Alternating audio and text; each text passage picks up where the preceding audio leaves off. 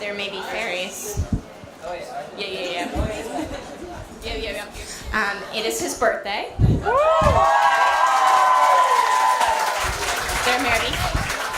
There may be fairies later.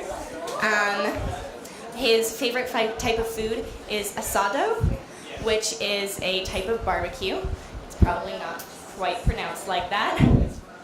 Oh wow, I was correct. And his favorite type of music is Latin music, which I'm sure he can talk to you about later. And he is introducing our presenter. Thank you.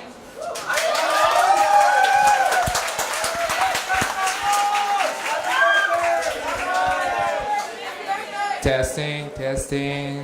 1, 2, 3. Oh yeah, it's working okay. Whew. He is Brian Haupt. He grew up in West Virginia, Charleston. He's an undergraduate in the University of California with double major in ecology and evolutionary biology. He also studied environmental geology in... Sorry. He has a Master of Science in Earth and Environment Science.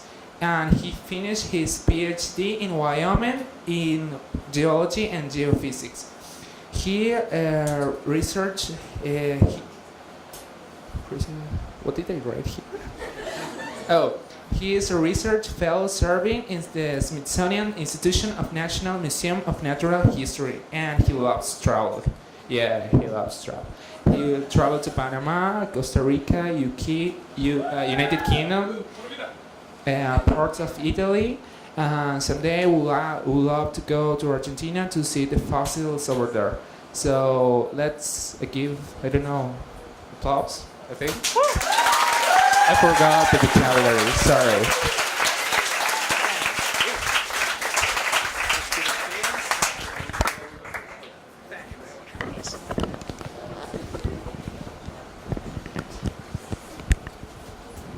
All right, thank you, Carlos. Can everyone hear me? Yeah. Move that up just a little bit there. So today I'm going to be talking to you all about the wild and wonderful sloths of West Virginia. I imagine most of you have never been to West Virginia before, unless like Jamie and the other delegate, I can't remember your name, you're from here. But... Swaggy! I was talking to Swaggy earlier. Sorry, Swaggy. So, what you may not know is that Wild and Wonderful is the slogan of West Virginia. We are wild and wonderful, and we used to be home to many fantastic beasts, but the one I'm going to tell you about today is this particularly shaggy looking one in the front and his buddy hanging out by the tree behind him, and these are giant ground sloths.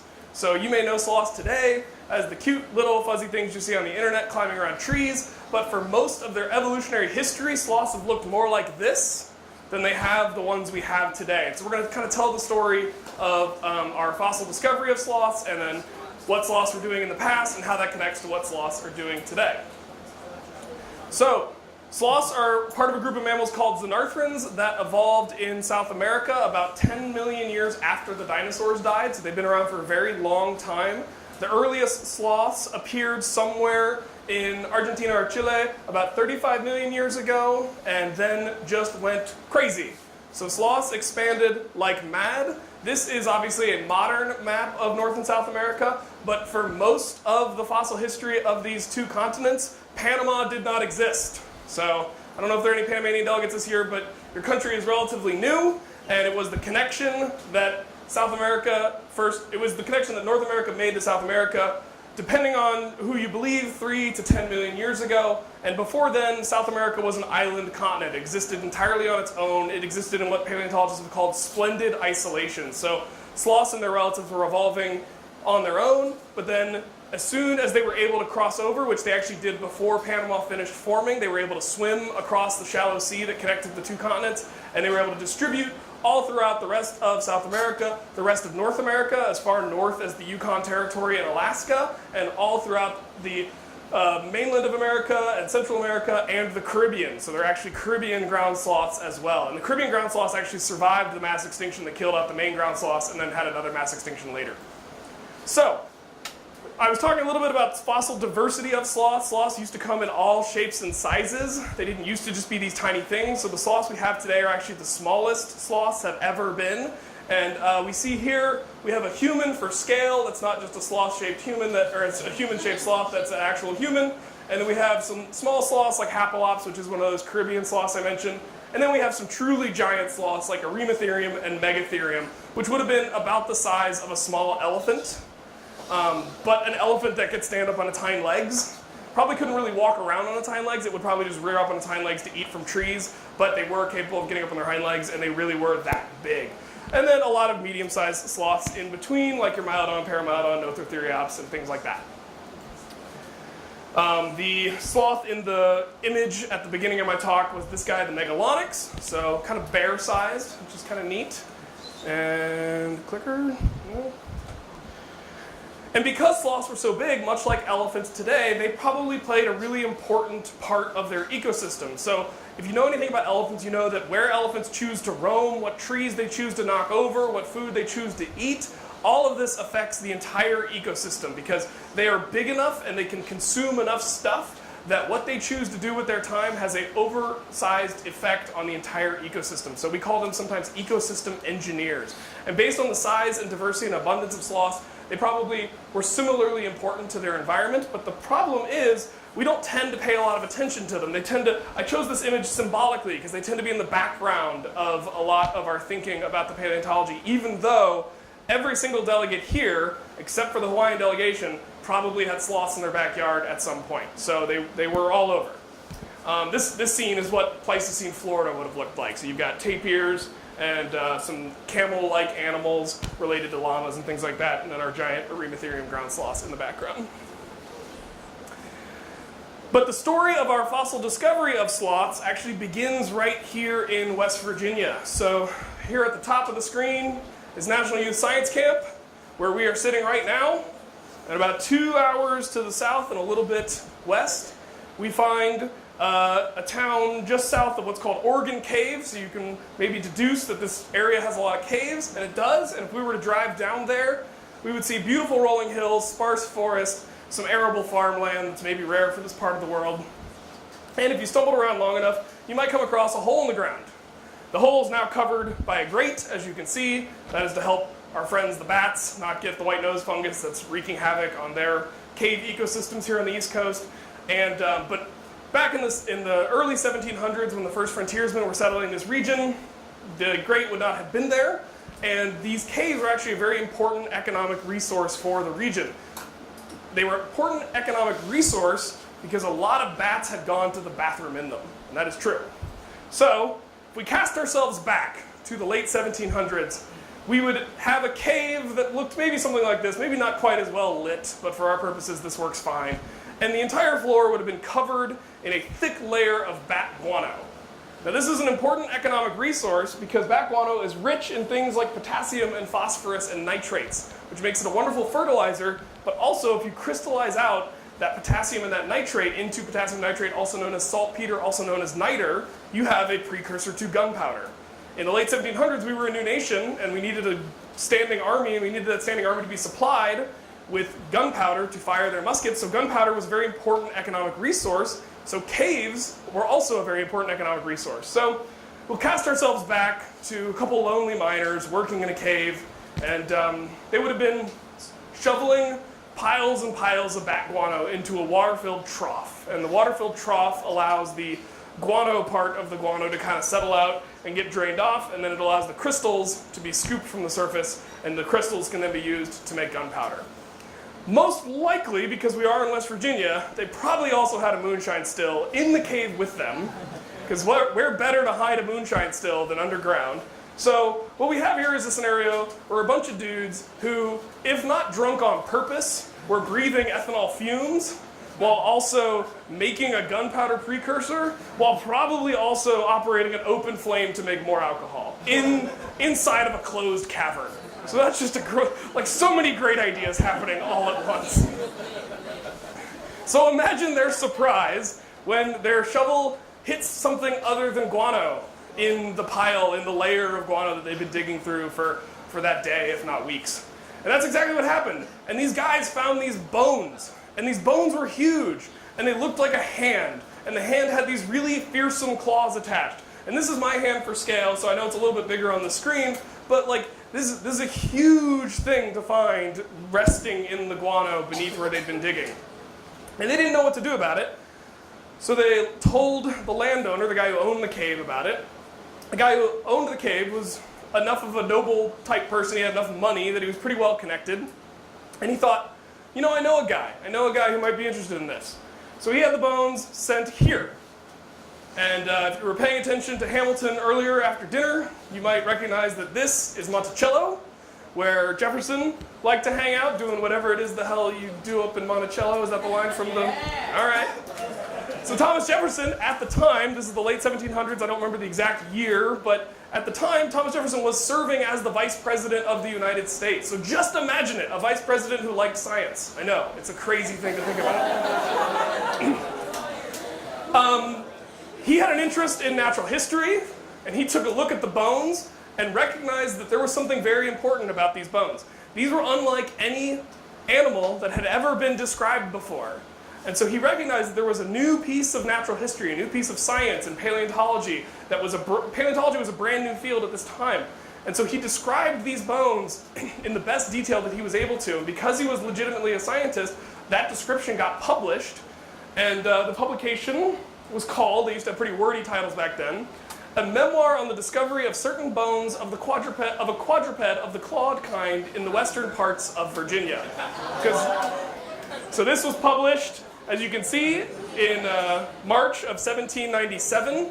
And it doesn't say published, it says read. And that's because the way scientific literature used to work at this time was you didn't necessarily publish your papers in a journal, because printing paper and distributing that paper around to all of your fellow scientists was pretty expensive. And it was much easier to just bring scientists together into a room and then just have somebody read the paper out loud at a meeting of your philosophical society. And that's exactly what happened. So this paper was read at a meeting of the Proceedings of the Philosophical Society of Philadelphia in 1797, and that was what officially entered it into the scientific record. It's a pretty interesting paper. It was written obviously before West Virginia was a thing. This was still Western Virginia. West Virginia wouldn't become a state for another 60 years or so. And I have a PDF of it. If anybody wants a copy, I can give it to you, so just let me know after the talk. But another thing that wasn't to come along for another 60 years or so is origin of the species.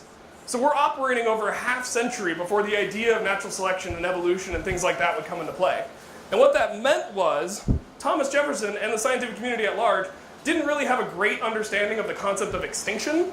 So as far as Thomas Jefferson knew, this hand might belong to an animal whose relatives still existed in the frontier and in the interior of the United States. So according to legend, when he was getting ready to send Lewis and Clark on their infamous expedition into the interior, he brought them to Monticello, or maybe even to the White House at that point, showed them these giant clawed bone hands that he had, and says, hey, so just by the way, like, watch out, I don't know, like, there might be giant monsters that exist, because he thought that this was basically a lion.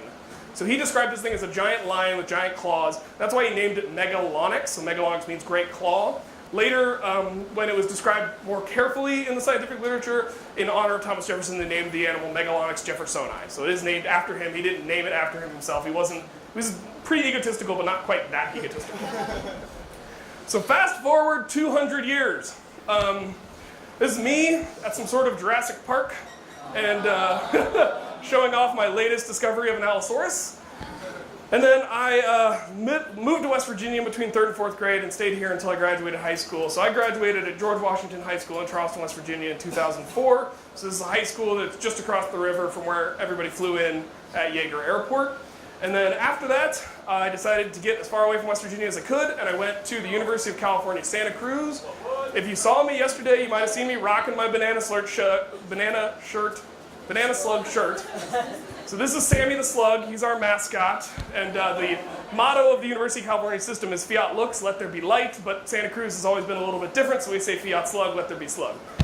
This is what they look like in real life. They have no predators. They are fearsome. You cannot eat them or your mouth will go numb. It's a weird thing. You don't die, but you get a little buzz. That's something freshmen do. I wouldn't know anything about it. So this is our mascot. As far as I'm aware, it's the only hermaphroditic mascot of any university in the United States. If you have another example, please tell me because I would love to know. But for right now, I think we've got that going for us. So go Slugs, and we always greet each other with our little wobbly eyes. While I was there, as Carlos mentioned, I started off actually as an astrophysics major. So I know we have some astrophysics people in the house, and I was really excited about space and stars and all this other stuff. And I took a year's worth of calculus and physics courses and got a little burnt out. And then at the end of my freshman year, I took a for-fun blow-off course called The Natural History and Evolution of Dinosaurs. And it was taught by this amazing professor, Hildy Schwartz. She was super engaging. She would bring in props. She would do demonstrations. The demonstration that I sort of remember us doing is there's this type of dinosaur called a Pachycephalosaurus. It's the one with the big domed head. And the theory for a long time was these animals used to hit each other, headbutt. But they basically have a very round, smooth, bony dome. And if you think about it, it works in billiards because you're on a flat surface. But if you're two animals running at each other, the odds that you would be able to connect dome to dome is actually pretty low. And so there was a theory when I was in school at the time that maybe they were actually using those domes to headbutt each other's flanks. So they were like hitting each other in the leg, trying to knock over rivals. And they probably operated somewhat like mountain goats do today. They also lived kind of up in the mountains. And so Hildy brought in a couple of bowling balls. She was going to show this theory in action. She asked for volunteers, and I volunteered.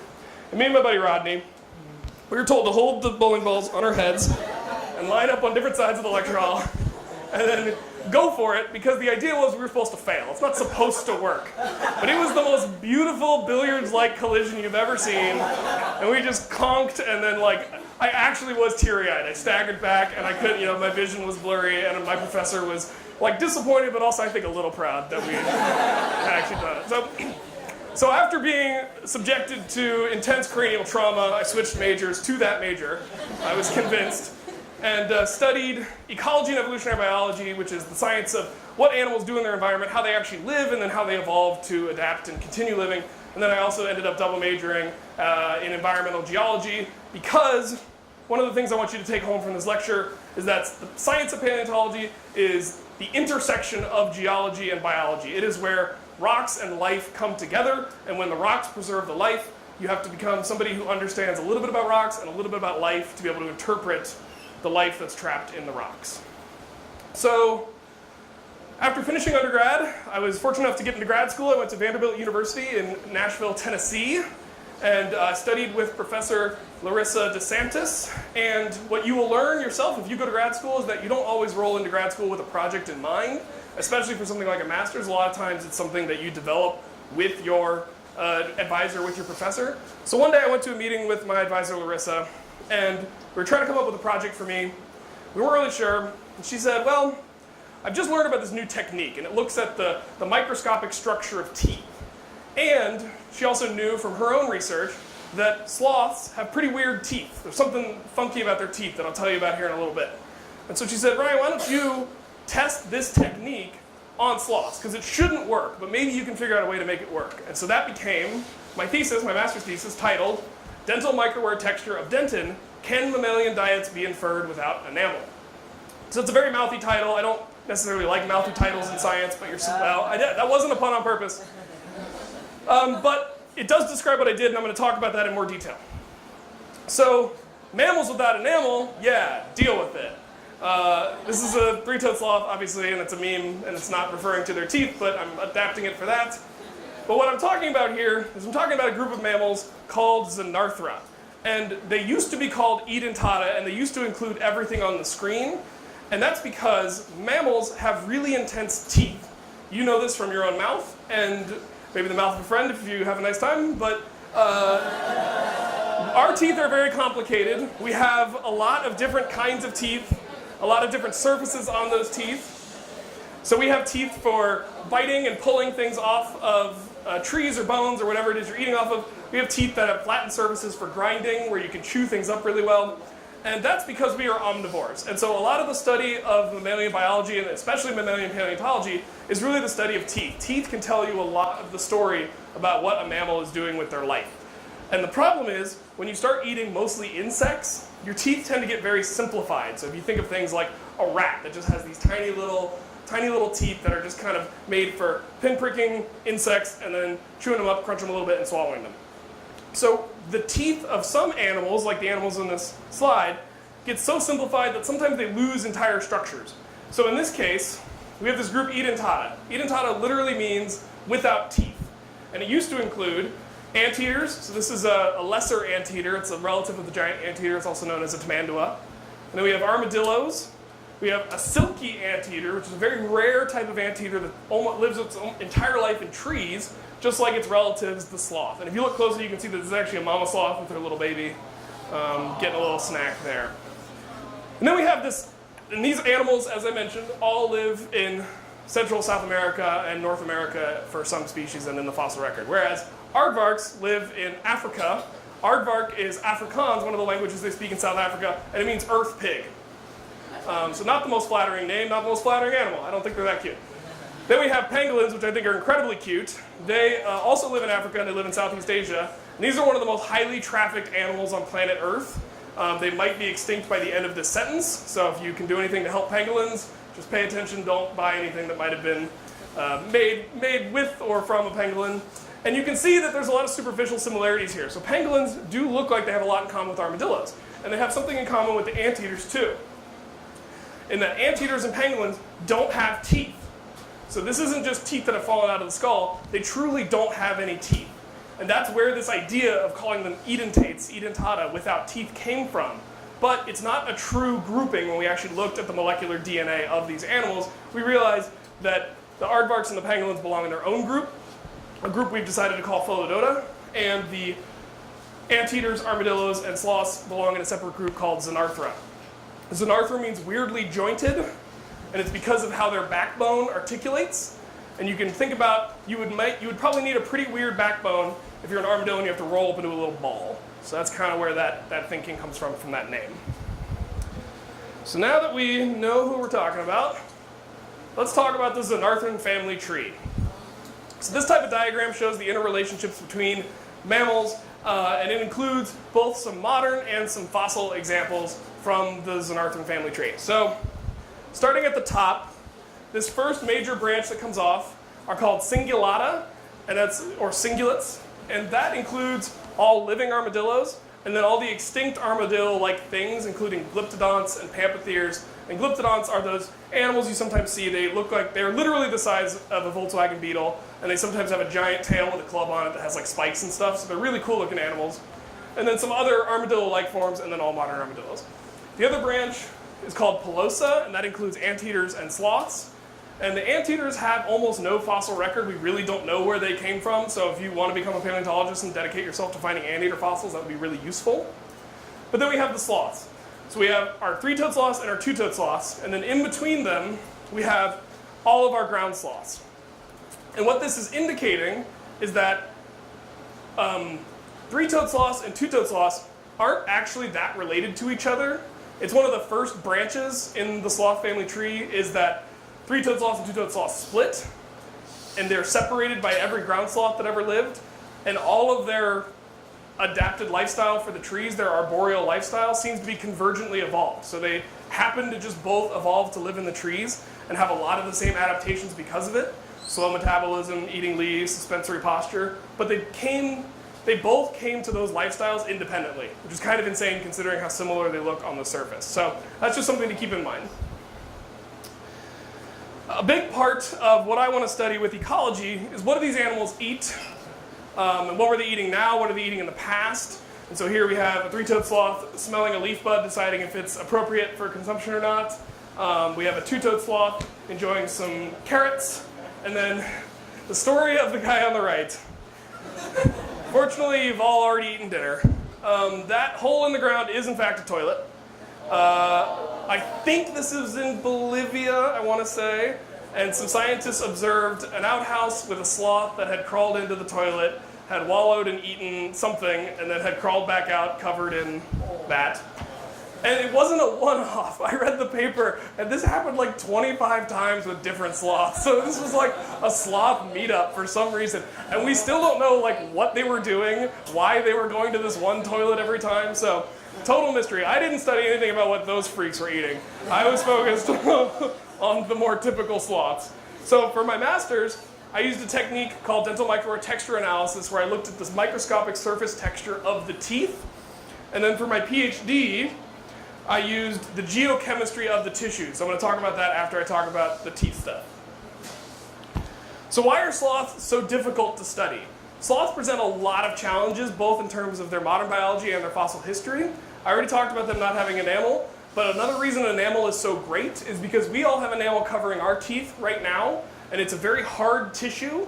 It's highly mineralized, it's highly crystalline, it has very low organic content. Your teeth outer coating is only about 5% organic tissue. The rest of it is mineral, so it's essentially a rock your face grew to grind up your food. And because it's such a dense, mineralogically rich tissue, it's very expensive. It's very expensive metabolically to grow enamel. So unless you need enamel, a lot of animals will just adapt to not growing it anymore and save themselves the trouble. That's also why we only have 2 sets of teeth, because it's really expensive to grow new teeth. So instead, sloths lack enamel, and they have dentin, which is the inner material of our teeth. It's the slightly softer, less mineralized, about 15 to 20% organic as opposed to 5% organic. And because their teeth are softer, their teeth have to keep growing throughout their entire life. So they're continuously producing new teeth to make up for this lack of enamel. So enamel is also great because in the fossil record, it tends not to be altered. It tends to chemically be basically inert. So it doesn't interact with the chemistry of whatever is preserving it, and it doesn't change structurally. It doesn't get worn down. And dentin, you can't really trust dentin for either of those things. So that's a challenge. They are very poor thermoregulators. So all of us right now are starting to sweat and get a little warm because we're a bunch of homeotherms. We are generating heat from our bodies right now, and that heat is filling up this room. Sloths don't do that. If you look at this chart, the first of many charts, you can see that we have on the y-axis the temperature, and on the x-axis the time of day, and the little letters beneath that are for noon and midnight. And you can see on the top, the bottom bar here is the ambient temperature, and the top bar here is the sloth's temperature. And you can see they track each other almost perfectly. So as the day warms up and cools down, the sloth warms up and cools down. If the sloth gets rained on, you can see the little rain here, the sloth cools down. So sloths can't really maintain their body temperature like we can. They have almost no body fat. So sloths don't thermoregulate really well, and a lot of the chemical assumptions we make about how they work internally have to do with chemistry, those chemical reactions happening at a consistent temperature, and so they don't give us that assumption. So that's a little frustrating. They also have a very slow metabolism. This is where they get their name from. They're not actually lazy, they're just efficient. But the way metabolism typically works in mammals is the bigger your body, the slower your metabolism. So that's what this chart is showing. It's showing your basal metabolic rate on the y-axis and your body weight on the x-axis. And so we have things like hyraxes, porcupines, marsupials, and ungulates. Ungulates are hooved things like rhinos and horses and deer, moose. And you can see they fall on a pretty tight line. As the body mass goes up, the basal metabolic rate goes down. And then here, off on their own, doing their own thing, are the sloths. So they have the body size, the size of a big marsupial, but they have a basal metabolic rate closer to some of the larger ungulates tested. So their basal metabolic rate is well below the threshold of what we would expect for a mammal that size. They also keep their food in their stomach for a really long time. The longest of any mammal, as far as I know. So what this chart shows is that these sloths were fed a marker that could be traced as it came out in the excrement. And so they would test to see once 100% of the marker they'd put in and come back out. And in the case of these sloths, this is the time it took to pass through the digestive system. And it was taking up to 300 hours. That is 12 and a half days. By comparison, this point that I just added to the chart right here is colobid monkeys, which is a small monkey, horses, elephants. It could also include us. All those animals, so things going from smaller than us to the size of elephants, all pass their food in about 24 hours. So again, sloths just fall off the chart. The next closest mammal is something like a manatee at about 150 hours. And manatees are also huge. So these are this tiny little tree thing that holds onto its food for a super long time. And then they are very cryptic. So this photo has a sloth in it. I took this photo. This is me standing on the forest floor in Costa Rica, and they're very cryptic. And in that way, it makes them very similar to a fossil. Because a fossil, you can't observe a fossil's behavior. A fossil is dead. And you also can't observe something if you can't find it. And you also can't observe something if it doesn't do anything. If it sleeps 20 hours a day, and you've got other stuff to do, you can't afford to stand there and watch it and see if it maybe does something. And so one of the ideas I had as I became a sloth paleontologist is, hey, maybe I can use the techniques from paleontology where we try to learn what fossils were doing without being able to observe them, to observe these other things that are also really hard to see. Now, just to help everybody find the sloth, I'll zoom in a little bit to the area where the sloth is. Anybody think they found it yet? I see a few hands. And I will go ahead and circle it. So, yeah, it's got a head and 2 arms and then a fat little body, and then you can't see the legs. But that is the sloth up in the tree. And that is how hard they are to spot. And also, I would remind you that you're walking around the rainforest filled with venomous snakes, like the fer-de-lance, the terciopelo, which is like the second most dangerous snake in Central America. And you're walking around the forest looking straight up and not paying any attention to what's happening at your feet. So I know I'm going to get bit one of these days.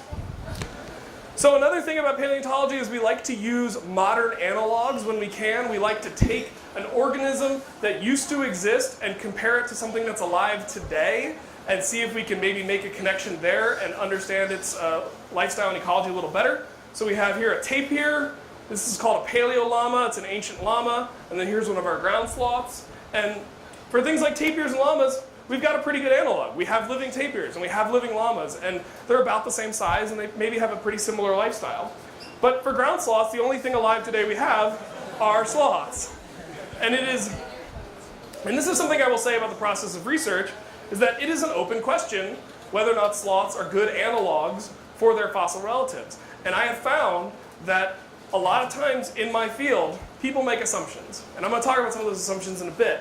But for a long time, people have just assumed that ground sloths operated like larger herbivores, like those rhinos and like the tapirs even.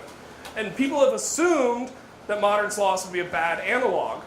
But an assumption is not a scientific test. And so one of the things I do when I'm trying to figure out a new research project, and this is something you can apply to any field of science, is to go find the thing that's an oft-held assumption. You'll see it written like that in paper. It is an oft-held assumption, or it is generally presumed that. And if you go find those statements in the scientific literature about your field, there's a project there to be done. There's probably a way to test it. It's just nobody's bothered because they don't think it's interesting or important. And you can be the person who changes that. So the first way I decided to test this is with dental microwear texture analysis, which is a 3-dimensional quantitative method for assessing the microscopic surface texture of teeth. And what it does is it takes a scanning white light confocal profiler, which is a very fancy microscope that can basically make a 3D scan using white light. And that white light 3D scan gets turned into a 3D point cloud matrix. So if you thought there was no math and computers and paleontology, hi.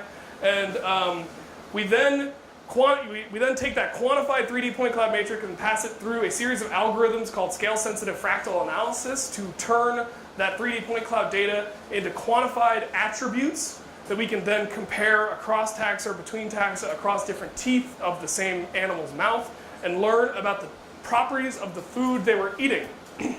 So what that means is, if I gave this half of the room like popcorn and nuts, and gave this half of the room grits, and you had to eat just that for 24 to 48 hours, you guys would have different microwear. So it turns over that quickly. It's got this Last Supper effect, but I would learn about the texture of the food you guys were eating from the textures on the surface of your teeth.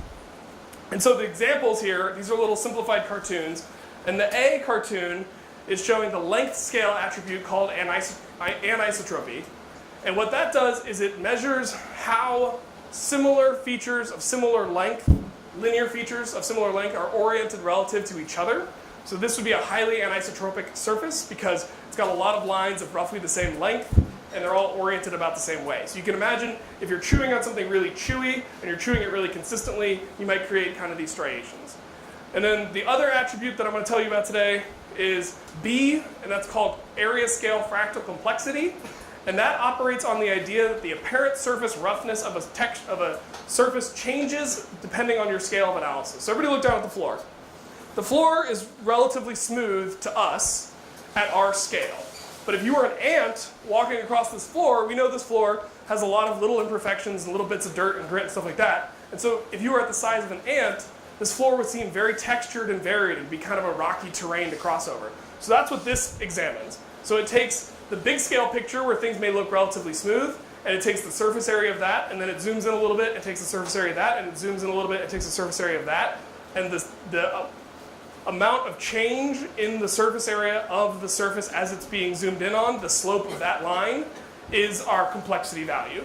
So the more it changes with the scale of analysis, the higher complexity we say the surface is. And this is more like if you're eating things that kind of crunch and grind against your teeth and break in brittle ways. So things like nuts, fruit pits, things like that. The bones, they're going to create these more brittle, complex textures. Does everybody follow that so far? Everybody kind of, okay. So here's what the scans actually look like.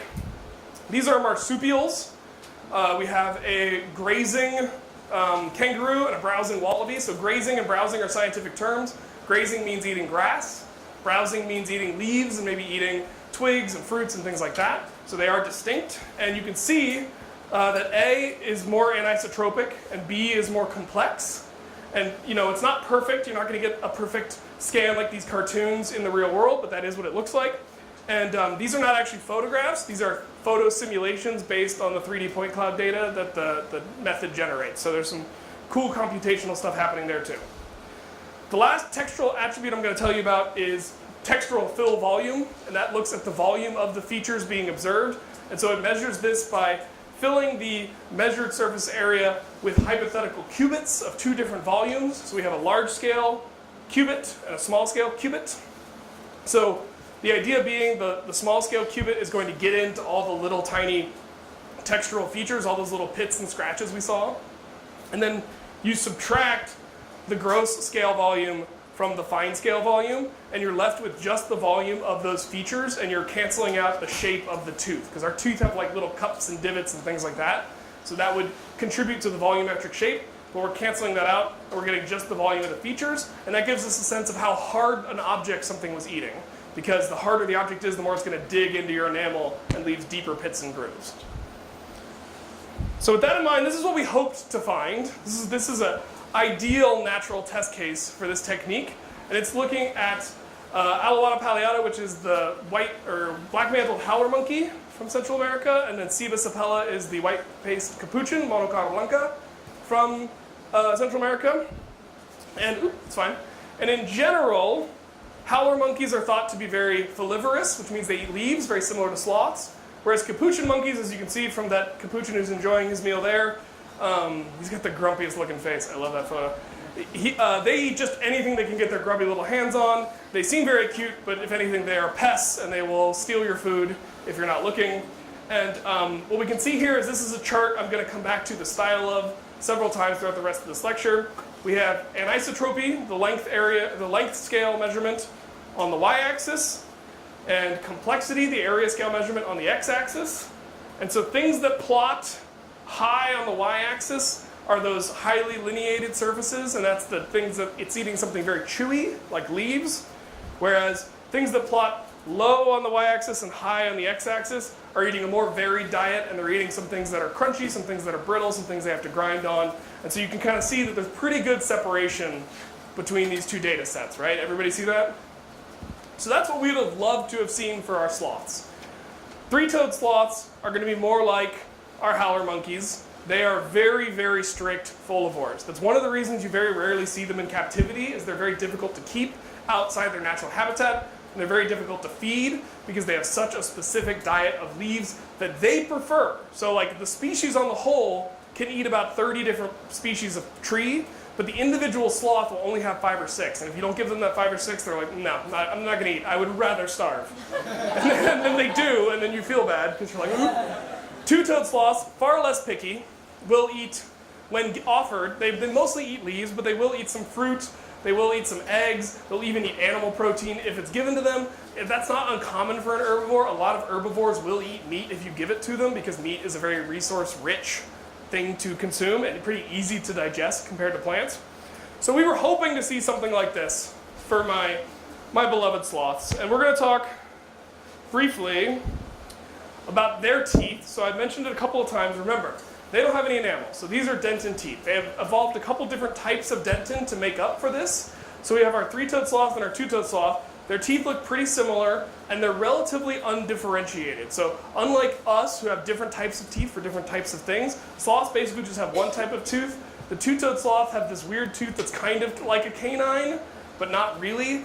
They could bite you, I guess, if they felt like it. And the teeth have an inner core of softer dentin and then an outer core of hypermineralized dentin. So they tend to wear away over the lifetime of the animal into these little pegs with kind of divots in the middle. And then remember, they keep growing their entire life, so they're constantly grinding them down. And then armadillos have what almost look like, you know, crocodile teeth. They've just got these little spiky pegs, and that's, again, that very classic insect-eating lifestyle. But no enamel, just dentin. And so that's what we're looking at in terms of the teeth. When I was taking the scans of the teeth for the analysis, I was scanning that outer ring of harder dentin, because you wanted to scan the hardest surface possible.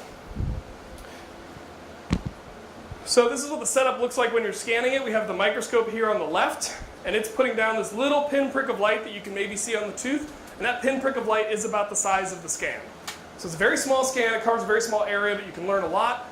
And for my master's, I scanned 9 two-toed sloths, 12 three-toed sloths, 12 nine-banded armadillos, and then wild card 14 Florida panthers. Yeah. No, that's a great question. So as you can, thank you. So as you can see in the photo of the scan, that doesn't really look like a tooth. It's not. It's an epoxy mold. And so what we do is, usually from museum collections, we don't usually do this to still living animals. You can, but you have to sedate them. It's a whole thing. So from museum collections, we would mold the teeth just like a dentist would mold your teeth to make dentures. And then we would take that mold, pour epoxy in it, and the epoxy creates a good enough replica that we can do this technique on it. And that way we don't have to put the entire jaw under there or anything like that. So we can take these little reusable epoxy molds. And that's how we actually did the scans. So for the wild card, Florida panther, that is the same species of cat as a mountain lion, a puma, a cougar, a garamante, a ghost tiger, there's killdeer. There's so many other names for this cat. So you guys are from all over, so I try to cover all the names that I can. But that's the same species of cat. Commonly just called a puma or a mountain lion. The specific subspecies that lives in Florida is coreyi because they're an isolated subpopulation. But why was I scanning pumas? I've been talking about sloths this whole time. The reason I was scanning pumas is because one of the things I wanted to test was, can you look at dentin on teeth and get the same result that you would get with enamel? And so I needed a test case where the animal in question had both enamel and dentin exposed and being used in functionally the same way. So cats, this is true for all cats, have a special tooth called a carnassial. And that's this tooth right here in the center of the photo. And that tooth is specially designed for shearing meat. So the top tooth it occludes with, they slide next to each other much like a pair of scissors if you're cutting, and they're able to slice meat. And if a cat lives to a ripe old age of like 10, then they might be old enough that some of the enamel has worn off on that shearing surface of the carnassial. So now we have a tooth that has exposed dentin that's being used in the exact same way as the enamel right below it, because they still have some enamel, and has the same forces applied to it. So it's a perfect little test case to see if we can look at dentin and enamel in the same way. So I scanned 2 areas right on top of each other, one in the dentin and one in the enamel, compared them statistically, and found that no, you can't actually compare dentin to enamel. It doesn't work. There were times where the dentin looked like the animal had been eating more bone, where the enamel would show that it hadn't, and you just never got consistent results when you looked at them both side by side. Fortunately, I was able to use this data for a different project that we did examining the extinction of animals like saber-toothed cats and maybe why pumas didn't go extinct. So that's a different talk entirely, but I can talk more about that later. But what I found was, if you're going to look at the microwear of dentin, you just have to look at the dentin. You can't compare them to other animals. It doesn't work. So that's what I did. These are the scans that I took from the armadillos and the sloths. And the things on the left are 3-dimensional photo simulations of what the scanned surface looks like. They have the same X and Y. They have the same X and Y values, but different Z values, because the scale of the scan is going to depend on the tooth itself. And then we have this same kind of plot that I showed you with the monkeys. We have an isotropy on the y-axis, complexity on the x-axis, and what we're seeing here is a lot of overlap. We're especially seeing a lot of overlap between the 2 species of sloth. So what I kind of found was you couldn't really differentiate between the sloths, but the armadillos, the black squares, did have a more varied diet, which makes sense because in real life their diet is indeed more varied. So I was actually a little down on this data. I wasn't really feeling it. I didn't think I'd really done a very good job. But then one of the co-authors who helped me design this study and was writing the paper kind of pulled me aside. His name's Peter Unger. He's usually a very intense, frankly kind of unpleasant guy. But he was really nice to me in this one instance where he was like, you know, and he's also the guy who like designed and built this technique. And he said like, you know, based on how much you've said that the two-toed sloths also just eat leaves, this actually isn't a very bad result. Like their diets do overlap a lot. So it's not a huge shock that we see a lot of overlap when you actually do the scans. So the fact that you can differentiate between armadillos and sloths generally is actually a pretty good result. So I tell you that story just to say that like if you're feeling down on a project, it might just because you're interpreting the data in a more negative light than it deserves. And given a fresh set of eyes or just given a different perspective, you might come away feeling entirely differently about that project. So that's a little just whatever. I wouldn't be a paleontologist unless I included some fossils in this at some point. So these are some fossils. I went to the Natural History Museum in Florida, in Gainesville, and pulled a bunch of teeth from their collections from 4 different species. So the species are Holmesina, Arenatherium, Megalonyx, and Paramylodon. The little cross at the end of their name in superscript is what we use in paleontology to denote that something is extinct. So if it didn't have that, it would not have a little cross, and we would assume that it was extant, the opposite of extinct. And they come from 3 different fossil sites in Florida: Hale 7G, Inglis 1A, and Lycee 1A. And so those are named for like a town that they're near or the quarry that they're from, and then the 1A or 7G just refers to the pit they were specifically pulled from. And what the cool thing about these 3 different locations is that they represent different periods in Earth history in between. So like some of them were happening during periods of high glaciation, an ice age essentially, and the other ones were happening during an interglacial. So we're looking at different climates. So even though the glaciers never made it to Florida, they would still affect the climate. So when you have a lot of glaciers up in the northern part of the world, you're going to have a cooler and drier climate in Florida. When those glaciers melt, it's going to be hotter and wetter. So what we wanted to see, since we had the same species overlapping at some of these sites, we had this armadillo-like animal called the Holmesina, and then 3 different ground sloths. We wanted to see, are they changing their diet in response to the changing climate? And so I did a bunch of scans, and this figure is very badly pixelated, but I'll go ahead. These ovals represent the space taken up by the modern armadillos and the modern sloths. And as you can see, there's just basically a ton of overlap happening here. And so the main thing to take away from this is that there's a ton of overlap. We weren't able to show any changes in the textural properties of the food being eaten in between those glacier and interglacial cycles. So it was showing that whatever the animals were chewing on, it was at least consistent from interglacial to glacial. And also that there was more variety in what they were chewing on than modern sloths and modern armadillos. Now that variety could be an artifact of the preservation, because again, the dentin is softer, and so maybe it just got banged around while it was being preserved. But it could be a real signal, and it's something we're still kind of working on figuring out the exact interpretation of. So, not a bad result. Kind of interesting to see that these animals weren't really shifting with the times. They were just keeping it consistent, and it's possible that being really consistent makes you more likely to go extinct when a new threat like humans shows up. So that's something to think about and why these animals aren't around anymore. And the take-home messages from my masters were that dental microware has the potential to reveal these really broad differences in diet, but might not be good for more subtle things. It may not record the same kinds of features as an animal, so we might need to look at the data differently. And we should interpret the diet cautiously when using just dental microware. But maybe there are these other tools that we can use to better interpret diet in fossil sloths. So that's where we get into my PhD, where I went to the University of Wyoming. This is outside of our geological museum with our wonderful copper T-Rex from the 1960s, very bad posture. But it was here I turned my attention to stable isotope geochemistry. And I'm not going to get into a lot of the specifics of how the geochemistry works, but I'm happy to talk with you afterwards if you have questions. But the way it basically works, broad strokes, you are what you eat. So that goes down to the atomic level. So all of us are from different parts of the world, and we've all been eating the same food for a couple of days.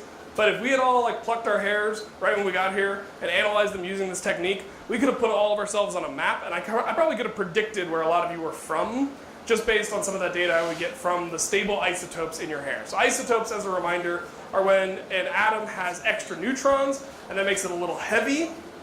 Sometimes those extra neutrons make it so heavy that it becomes radioactive, but this is not that. This is stable isotopes. So these are isotopes that have an extra neutron or two, but if they are stable, they don't radioactively decay, so they persist in ecosystems in ways that are predictable and in ways that are measurable, and in ways that can tell us a lot about the lifestyle of the animal and the tissue that we're examining.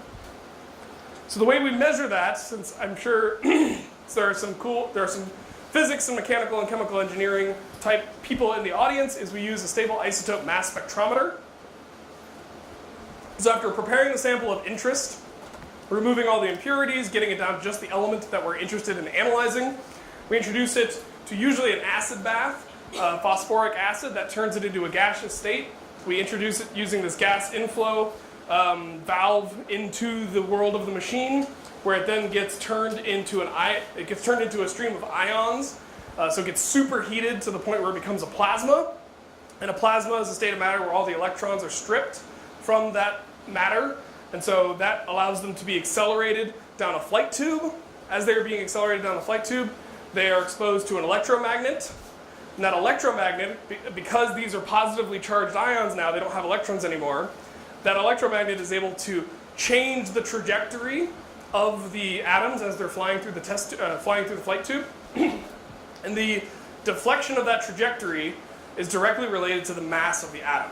So I think, and then based on the mass, it deflects a certain amount. So if it has less mass, it deflects more. If it has more mass, it deflects less. And then it hits these Faraday collectors, these little cups that we've set up to measure the number of impacts that happen on that specific cup. So I think of this as a giant atomic skee-ball machine.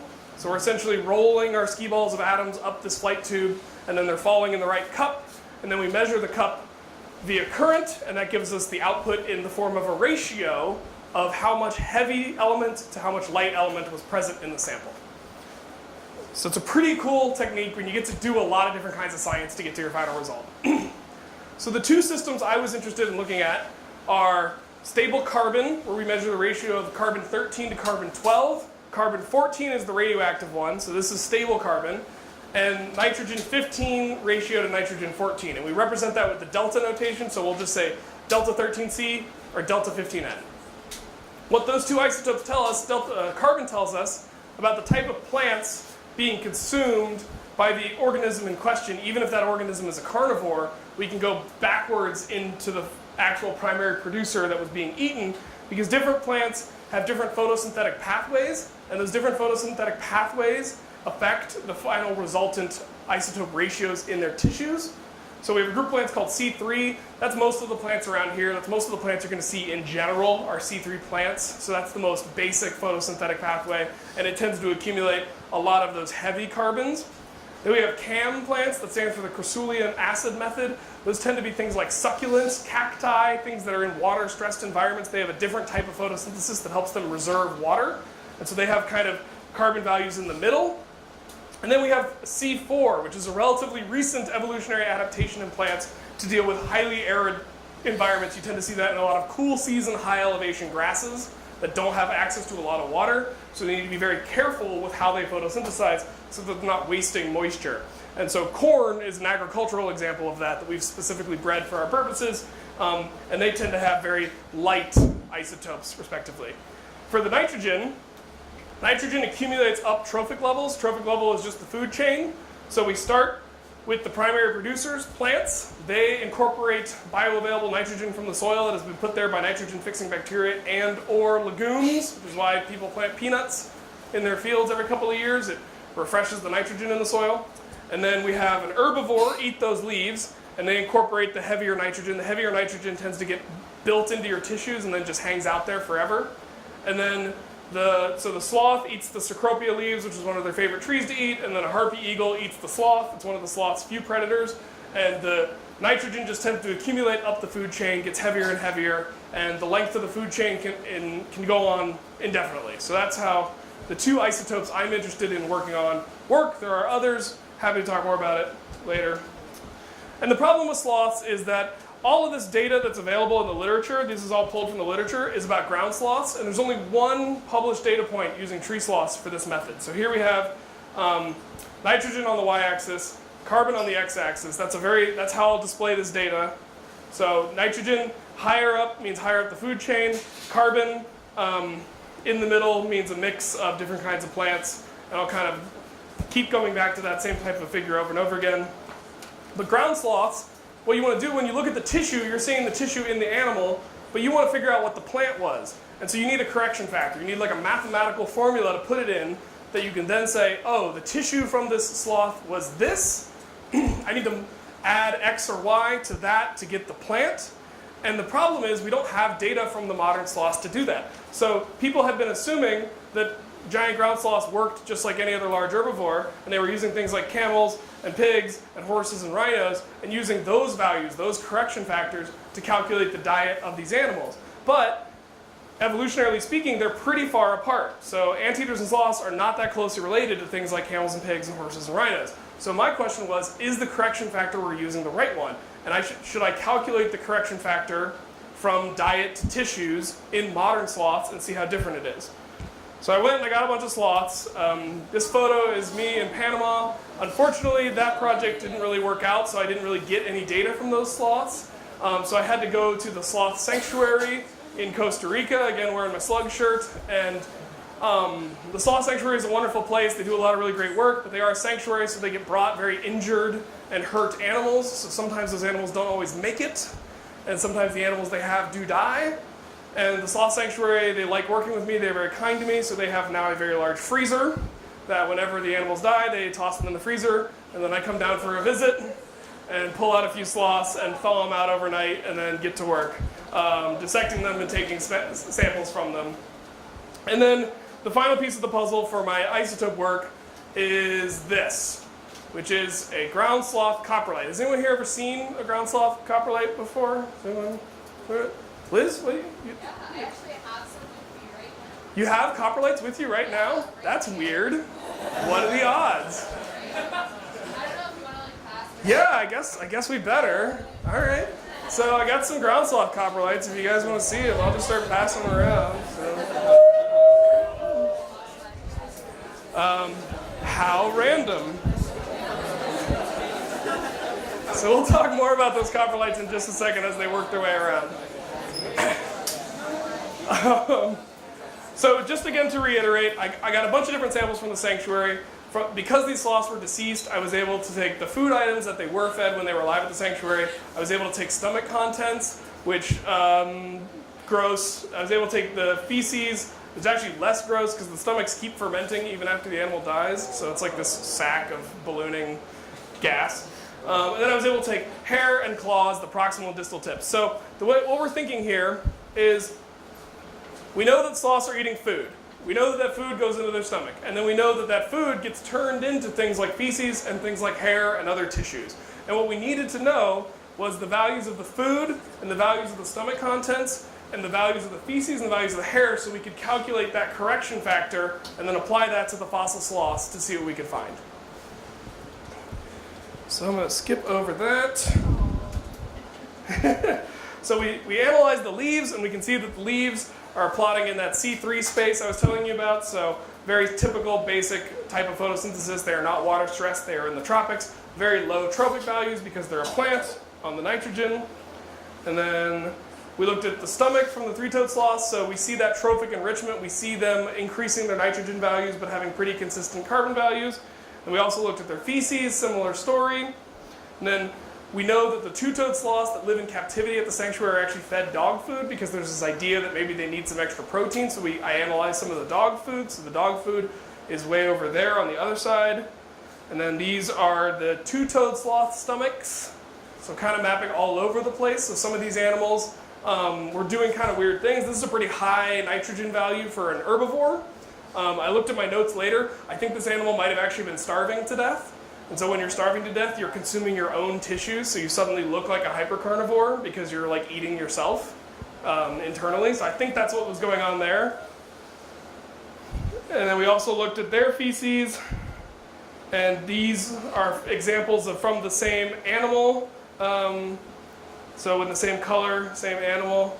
And that's kind of cool, so we can see this like very consistent offset. And then we also looked at the proximal and distal tips of the hair to see if there were changes over time, because the hair grows continuously. We didn't expect to see much change, and that was the case. So these are all from the same individual. So you can see the hairs cluster pretty tightly, which is nice. That means that their diet isn't changing much throughout the year or however long it takes their hair to grow. And then we had a similar story with the two-toed sloths. And putting that all together. So we didn't find, so statistically, so these are like 3 individuals just to show again how tightly clustered that is. And statistically, we didn't find that there was any difference between the hairs, so that's great. And then, kind of like I showed in that previous model, we were able to build this system where we have the tree up to the stomach, and then all the way out into the claw, the stomach, the bones, the hair, and then we were able to plot that against something like a howler monkey, and you can see a howler monkey goes the complete opposite direction of the sloth. So the sloths are indeed doing something different even than something that lives in their same environment and eats their same food. So we were able to finally put some numbers that we've been trying to calculate on our chart here, and that was great. But the real question was, are these different from other mammals? So I'll go ahead and just bring all these up. What we see is that when we look at the diets of feces, and both the carbon and the nitrogen, that extant sloths, so these living sloths, are different than other mammals. They fall outside the range that we expect for other mammals. And it's the same story for the diet to the hair transition. For the carbon, they're lower, or they're much bigger range and higher than the average for ungulates, these large herbivores, and they're lower in the nitrogen than herbivores that eat a low protein diet. So I think we were able to prove our case that sloths are indeed in the modern world doing something very different than other herbivores. And so then very briefly, I just want to apply that to our fossil coprolite that's being passed around. So this is an Othrotheriops, Batman for scale. And I was amazed I got away with that one. And not for you guys, but for my advisor. I thought you guys might like it. So these coprolites that are being passed around are from these 2 caves here in the American Southwest. One is in Nevada called Gypsum Cave just outside Las Vegas. The other is in the Grand Canyon. It's called Rampart Cave. And this photo here is what the floor of the cave looked like. And all those little balls are sloth coprolites. So these caves are covered in sloth crap. The sloths probably lived there for generations using the same cave over and over and over again. And much as I was able to analyze the feces in the modern sloths, I was able to do stable isotope analysis of the fossil feces. And I was also able to look at the plants hiding in, so these are microscopic images. These are just kind of for fun. But you can see like the cell walls in some of these plants under the microscope are still intact. So maybe that low digestive efficiency is true for the fossil sloths, same as the modern sloth. These are some grasses, and then this one is just a really cool image. So you can see that it ate a stick with a thorn on it. And the thorn, so you can, everybody see this thorn right here? That's what that is. That is a thorn that it ate and made it all the way through the digestive system and out the other end, thorn intact. So that I thought was just kind of crazy and wanted to show you guys. So on the left here is comparing my coprolite values on top. These are the carbon values, using that back calculation to correct it back to the diet. Coprolite values being compared to values from that same species of sloth when we look at their bones, and we can see that they're basically the same. So what that tells us is that the coprolites are truly reflective of the diets of these animals when analyzed this way. That's good. And then the second figure is comparing the Nothrotheriops, this sloth with the coprolites, to other types of sloth, again using these new corrections. And using these corrections, we find that Nothrotheriops is different than some of its fossil relatives by a good bit. And that shows that, and we knew this a little bit already from the environment that the sloth is found in and the plant fossils we find if you dissect the feces. But to be able to prove that isotopically shows that we can get away with using this technique and save ourselves a lot of time and hassle and still show that the diets of these animals varied in interesting ways when they were alive.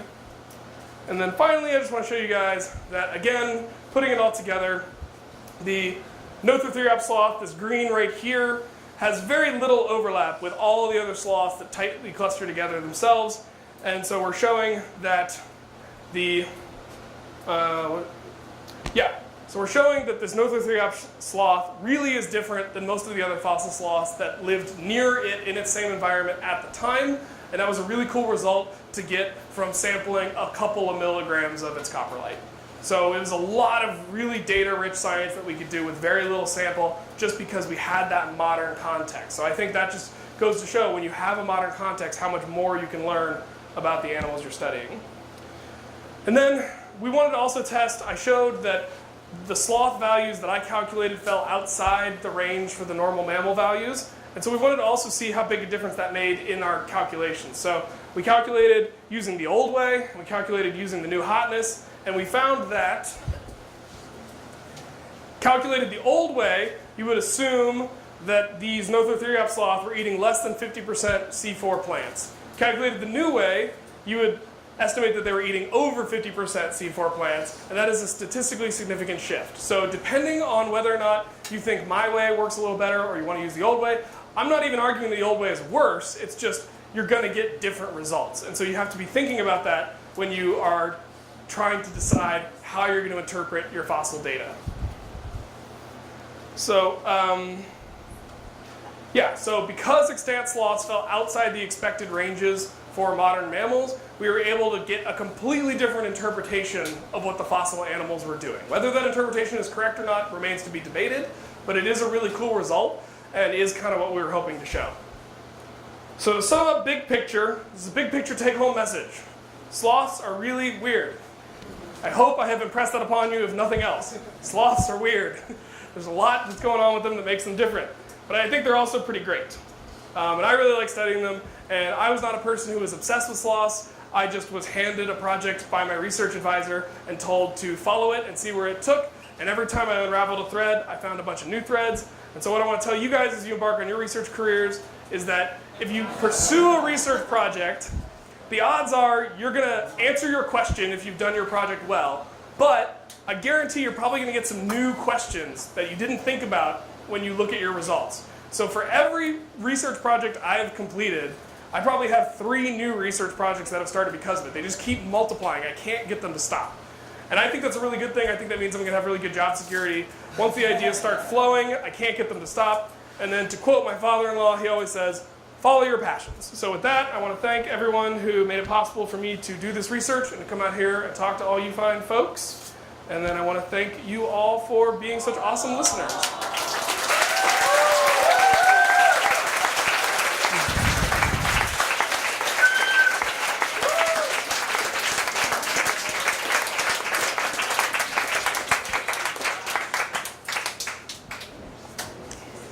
All right, questions? Yeah. What do you think caused like the convergent evolution as well in So the question is what caused them to be convergently evolved to this arboreal lifestyle? And there's no real clear cut and dry answer to that, but here's what I think. I think if you want to be a folivorous herbivore, if you want to be a leaf-eating herbivore that lives in the trees, leaves are not a very good food source, so you're going to be constantly struggling to get enough nutrients to stay alive. And so you need to do everything else you can to reduce the amount of energy you expend. And so like hanging from a branch uses less energy than standing on top of a branch. And so if you can evolve to hang on a branch, and these were, the ground sloths had big claws, so they've already got good graspers. So once they evolved to hang, it was less energy. And then once they, to get as much nutrients as they could from the leaves, they needed to like keep them in their stomach for a really long time. And to stay a little bit warmer in the tropics without a fat layer, they needed to be really shaggy. So I think all these things kind of worked together to make 2 animals that looked pretty similar just because they had to figure out how to live in a really resource-rich environment, but that particular resource is actually pretty poor. Does that make sense? Yeah, okay, yeah. Have you ever studied like pangolins? I would love to study pangolins. It's hard when they don't have teeth at all. Like all the techniques I used here, you need some teeth. Having teeth at all helps. But I would love to work on pangolins. I think, I didn't really get into this a lot, but I think I want the work I do as a paleontologist to have modern relevance. And sloths, most sloth species aren't quite endangered yet. Some of them are. But I think the more we understand their fossil history and the more we understand where they came from and what maybe caused their ancestors and their extinct relatives to die out, the better we can plan for their future. And so I like to have this very conservation-minded view of paleontology, and knowing that pangolins are such a endangered group, I think anything that I could contribute to better understanding their lifestyle and habitats and their needs that could keep them around, I would be happy to do. So, yeah. My last question. I have 2 questions actually. Okay. Cheater. So one is, why do you think that like those fossils are found in caves? Because like originally they were outside. Yep. And then my second question is, because like modern sloths don't have many natural predators, why do you think they're still becoming like endangered, or like why are they not? Awesome questions. Awesome questions. So the first question is, why was the poop in the cave? Who pooped in the cave, but why they poop in the cave? And the second question is, if sloths don't really have any natural predators, how are they still struggling in their environment? So I will answer both those questions because they're both great questions. This is the problem. I've gotten to spend 3 days here at camp, and I've gotten to have a lot of conversations, and some of you have already asked me these questions, so I forgot that it wasn't in my lecture. I was like, I told you that, but I didn't tell you that. I told somebody else that. So they were in the cave because, remember the thermal regulation of the sloths, how it's like this up and down thing? So we think their fossil ancestors might have had the same problem. We think that things like Nothrothriops might have had a hard time staying warm. So when the climate got cooler, we think that they might have been using these caves as a thermal refuge. One of the ways we infer that is by carbon dating the poop. And the carbon dates show up as times when the climate was a little bit cooler. And we also find them in association with things like vampire bats. And vampire bat fossils are a great indicator of temperature because vampire bats are very limited by how cold it gets because they need to drink enough blood to stay warm. But if they drink too much blood, then they can't fly. So they also, like sloths, kind of exist in this razor's edge of needing to get enough food but not weighing themselves down too much. And so we also find that Nothrothriops sloth in association with vampire bat fossils. just your typical Draculas. And then yeah, the temperature at the time suggests that maybe they were going to the caves to stay warm. So caves tend to kind of buffer the outdoor temperature. And then why are sloths still struggling in the modern world when we've done such a great job of killing harpy eagles and jaguars? And we have, make no mistake. So jaguars and harpy eagles are basically, and other big cats, are basically the only things that eat sloths. Sloths are not very good food. About a third of their body weight is their stomach. So if you like haggis, maybe, like sloth haggis might be a thing, but other than that, and then they have like no subcutaneous fat, so they're not really that meaty underneath. It would not be a very good meal. I think if you would have to make like a ropa vieja or something like that to really stew it for a long time. Yeah, right? But the reason they're struggling is because Latin America is starting to economically develop, which is a good thing for the people of Latin America. We want them to have better access to roads and better access to good food and things like that. But it means that a lot of the farms that are being built are monocultures. So they only grow one thing. They'll grow like bananas or pineapples or things that sloths can't eat. So they're cutting down the forest to plant monocultures. So that's one of the reasons polycultural farming is a good idea because it provides a habitat for species that live in the trees. 2, roads are very difficult for sloths to cross. So the more roads you put in the rainforest, the more you prevent sloths from moving around their home. So they do move from tree to tree, and the males especially need to move around and make it to the territory of a few different females in their kind of route that they take. And you might have seen videos shared on social media of a sloth trying to cross the road, and when they're on the ground, they're very ungainly. They do this very slow forward crawl. They're very, very vulnerable. They're vulnerable to dogs, they're vulnerable to cars, they're vulnerable to the cats that live in the jungle that might eat them. And a lot of the videos you see of the sloth will get picked up, and it'll do like this Superman pose, and they'll put it back in the tree. And the videos are cute. I like the videos. But you're seeing a video of an extremely stressed out animal. Like that is not a happy animal. They're in an incredibly dangerous position for themselves. They know it. They want nothing more than to get back into the trees. But in order to move around their habitat, if we don't put things for them to use to climb from tree to tree across the roads, then they have no choice but to come down to the roads, and it puts them in a really bad position. And that's also true with power lines. So many of the sloths that come to the sanctuary in Costa Rica come there because they tried to climb a power line and got electrocuted, and it's really sad. And so that, coupled with the warming temperature, again, these are not animals that do well with like temperature, so if it gets too hot, they're not going to do very well. And if the trees that they need to eat from start moving their way up the mountains, as we're seeing in various places around Earth, things are moving up mountains to stay cool, and if the sloths can't keep up, if the sloths aren't able to climb and keep up with their food, then they're just going to run out. And so those are some of the reasons. And then that doesn't even get into like illegal logging and the misconceptions that people have about sloths in their native area. So like there's a lot of challenges that face them even without having direct predators. So I don't want to end on kind of a bummer note, but I guess suffice it to say, next time somebody shares one of those videos on Facebook with the sloth crossing the road, you can maybe leave a comment of like, hey, this is one of the reasons that we need to provide animals safe places to cross the road. It's actually really important, and you now know why. So hopefully that's kind of a good activist note to end on. So thank you so much for listening. You guys are awesome.